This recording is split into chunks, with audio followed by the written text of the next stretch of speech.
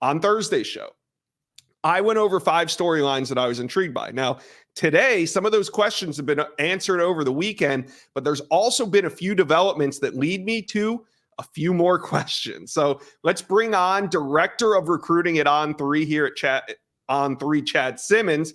I'm going to start with Dylan Raiola. He's been on Flip Watch heading into the weekend. He visited Nebraska, no flip. What's the latest you're hearing on Dylan Raiola, who's still committed to Georgia?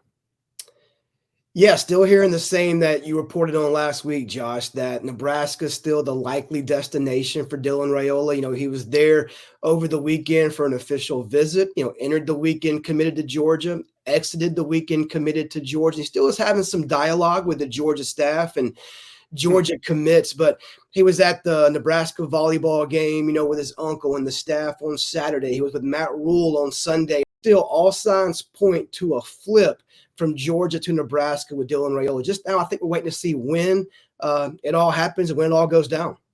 All right. Now, heading into the weekend, we were asking, will Jordan Seaton sign with Colorado? We were hearing whispers, maybe an Oregon visit, but he did not take any visits. Is he all set to sign with Prime on Wednesday? I'd be shocked, Josh. Obviously with Jordan Seaton, both you and I both have good connections there in relationships. And, nothing would be a shock, I don't think, with Seaton, but I'd be a little bit surprised, really major surprise if he did not sign with Colorado. Didn't take a trip, finished up school at IMG Academy. I think he plans to sign on Wednesday with Colorado.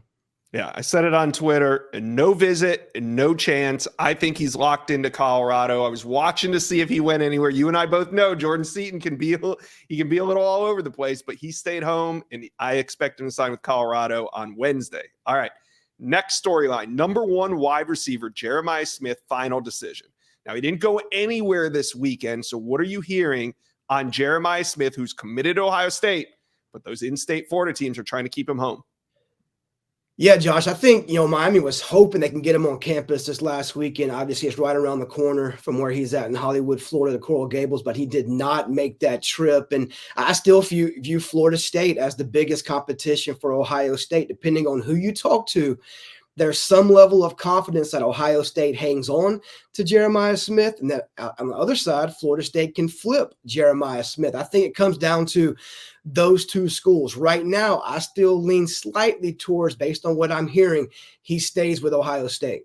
Yeah, it's like a modern day stare down. Both sides feel really good about their position with Jeremiah Smith, but we'll just have to see with that final decision come signing day. All right. Now, the Dogs have had the number 1 class for much of the cycle, and really there's been no competition to take them down. But now with the Dylan Raiola news, do we still think that Georgia is going to finish with the number 1 overall class in the 2024 cycle?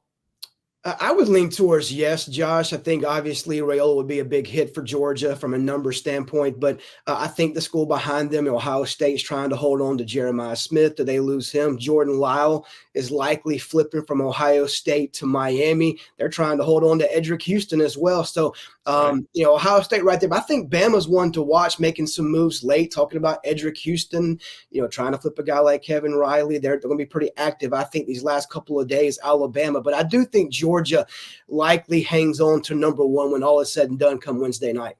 All right. Now, the last topic that we questioned heading into the weekend was Auburn causing chaos. And how crazy does it get? Because they're in play for 5-star KJ Bolden, 5-star LJ McCray, 5-star Ryan Williams, 4-star D-line Amaris Williams. How crazy can it get at the end for the Auburn Tigers? I'd be shocked, Josh, if they don't flip at least 1, maybe 2. Could it be 3? I mean, they're involved with numerous high-profile guys, like you mentioned. I think the safest pick is Amaris Williams, the Florida D-line commit from Concord, North Carolina. Took a great OV there just a week ago. Came out of that trip. I think Auburn's been buzzing, really since. Communication has remained heavy with LJ McCray. We know about KJ Bolden taking that Monday trip here recently as well, over to the Plains with his family. So I think those are 3 major targets to watch. I do think Auburn will cause some type of chaos come Wednesday. How much is the question? That is the question. How much chaos can Auburn cause? Well, that's what I was looking at heading into the weekend, but there's a few developments over the weekend that brought some more questions. And I want to ask you, what is going on with five-star Florida State commitment Armando Blunt? He visited Miami this weekend. He did not flip. What are you hearing coming out of this weekend visit? I feel good about Miami's chances here. I think the final decision will be made and announced on Wednesday. I think Miami is in a great position to get Armando Blunt back. He committed to the Hurricanes first, then flipped to Florida State, reclassified from 25 to 24. And I think in the end, Miami gets him back. I think that'll be announced on Wednesday. All right. Now, Edrick Houston, you kind of hit on him earlier, but is he truly considering a flip, and is Alabama the only threat? Yes, he is truly considering a flip, Josh. I think there's a little bit of hesitation here late. I think his heart is still with Ohio State based on what I've gathered over the last 24 to 48 hours. He did take a trip to Clemson and met with new D-line coach Chris Rump on Friday, trip to Alabama on Saturday, spent the night in Tuscaloosa before heading back home on Sunday. He has exams on Monday, and I think he'd like to kind of make that final decision by the end of Monday night. Now, will he tell Ohio State, Clemson, Alabama what his decision is at some point Monday evening? I'm not sure, but I do think Alabama, not so much Clemson, is the biggest threat to Ohio State. He watched practice on Saturday. He met with the staff. He's been there for an OV. And there's some real buzz about Alabama giving him something to think about. Again, he has that connection with Larry Johnson at Ohio State. He's been committed, a solid commit for a long time, since August, his birthday. But Alabama is definitely one to watch here late with Edrick Houston.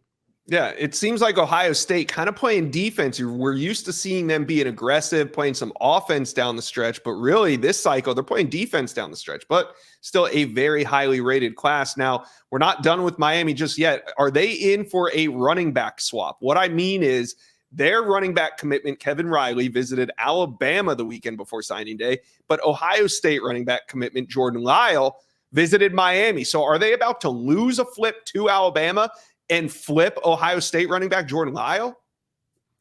Yeah, Josh. I mean, in Simmons Scoop, I've been kind of, hinting and kind of laying out the, trying to paint the picture about Lyall looking, really heavily towards Miami. I think, he feels good about Ohio State. He likes Tony Alford, the running backs coach there. But I think a big thing was this weekend, taking his whole family with him to Miami. It's a local program. He sees an opportunity there to stay close to home, play with his friend, Mark Fletcher. And I think Miami came out of this weekend looking really good with their chances to flip him come Wednesday. There's been talk about maybe he makes a final decision Monday, Tuesday, announces something prior to Wednesday, but nothing's been set yet. But I think when all is said and done Wednesday, I like where Miami's at for Jordan Lyall, flipping him away from the Buckeyes. Now, do you think Kevin Riley, though, flips away from Miami and goes to Alabama in the end? It's like musical chairs, man. I tell you what, these running backs, I mean, look, Riley had been locked in with Miami. He never even let Bama come in for an in-home visit. About this time a week ago, he was kind of 50-50 on does he take the OV to Tuscaloosa? Does he stay home and just stay with Miami?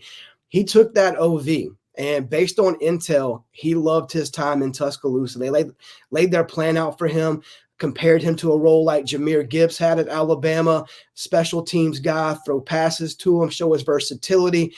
Gave him a lot to think about. I think there's some big decisions and big discussions going on. Maybe Monday night. I think by this time, maybe Tuesday afternoon, we'll likely know if Riley's staying with Miami or flipping to Alabama. But I think it's at least 50-50 right now between those two, if not maybe slightly leaning towards Alabama with a real chance to flip him. It's pretty crazy because a year ago, right about now, Miami was flipping Mark Fletcher from Ohio State, and they're about to do it again. So one last item, Miami not done. We're just going to continue to talk about the Miami Hurricanes. Do the Canes flip UF linebacker commitment Darius Hayes? Now, Hayes had said all the right things throughout the season, that he was locked into the Gators, but he has made several trips to Miami, and then he takes an official visit the weekend before signing day. What are you hearing on Gator commitment Darius Hayes just 3 days out? Yeah, right now, Josh, he's saying nothing to anyone. You know, he obviously, the Miami media was out there waiting to try to grab those guys after their OVs, and both Hayes and Jordan Lyall, you know, bypassed those guys and skipped the interviews and didn't want to speak on their commitments to Ohio State with Lyall or to Florida with Hayes. And, you know, I talked to a couple of people that are connected to Hayes, and they felt all along that he was going to stay with Florida until now. There's a little bit of hesitation when I talk to those people about just how strong he is coming off this visit to Miami. I think there's a real chance again that Miami flips another player, this time from the University of Florida. Derek Nicholson, the linebackers coach, has done a great job with Hayes laying out the plan, communicating with him.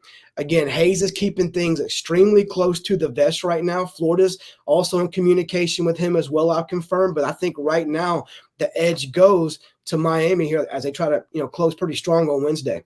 Yeah, I think Miami, Auburn, and then Texas are probably the three teams that are getting most aggressive on the trail. Remember, Texas has Xavier Filmy in their sights. He's the number 2 safety. He's committed to Florida, but Texas was able to get him on a visit, and I think they can close on him between now and signing day. So we'll keep an eye on all of that.